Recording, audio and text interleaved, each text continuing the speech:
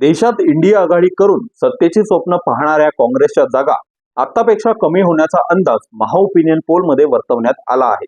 सध्या लोकसभेत काँग्रेसला 52 जागा आहेत। त्यामुळे विरोधी पक्षनेते पदासाठी पात्र न ठरण्याची नामुष्की काँग्रेसवर ओढावलेली आहे। 2024च्या निवडणुकीत या जागा आणखी कमी होण्याची शक्यता आहे।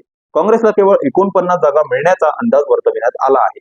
लोकसभा निवडणुकीच्या आधी न्यूज 18 मेगा ओपिनियन पोलमध्ये एनडीए आघाडी सलग तिसऱ्यांदा ऐतिहासिक विजय मिळवेल असे भाकीत करण्यात आलं आहे।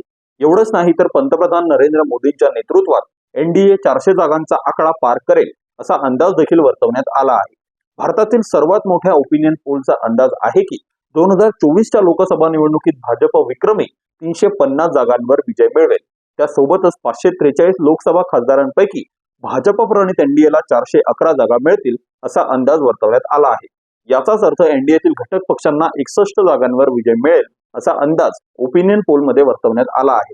ओपिनियन पोलमधील सर्वेनुसार एनडीएला उत्तर प्रदेशात 77 जागा, मध्य प्रदेशात 28 जागा, छत्तीसगडमध्ये 10 जागा, बिहारमध्ये 38 जागा आणि झारखंडमध्ये 12 जागा, कर्नाटकातील 25 जागांसह भाजपच्या नेतृत्वाखालील एनडीए या राज्यामध्ये एक हाती वर्चस्व राखेल।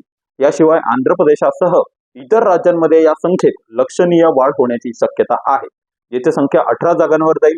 पश्चिम बंगालमध्ये 25 जागा, ओडिशातील 13 जागा आणि तेलंगणातील 8 जागांवर भाजप प्रणित एनडीए आघाडीचा विजय होईल। ओपिनियन पोलमध्ये एनडीए आघाडीला मोठा विजय दाखवण्यात आला असताना इंडिया आघाडीला मात्र जागांविषयी देखील अंदाज बांधण्यात आलेला आहे। ओपिनियन पोलच्या सर्वेक्षणानुसार इंडिया आघाडीतील काँग्रेस, समाजवादी पक्ष, राष्ट्रीय जनता दल आणि द्रविड मुन्नेत्र कळघम यासह इतर विरोधी पक्षांच्या आघाडीला लोकसभेत 105 जागा मिळतील। देशातील दुसरा सर्वात मोठा पक्ष असलेल्या काँग्रेसला 49 जागांवर समाधान मानावे लागणार आहे असा अंदाज सुद्धा यावेळी वर्तवण्यात आलेला आहे।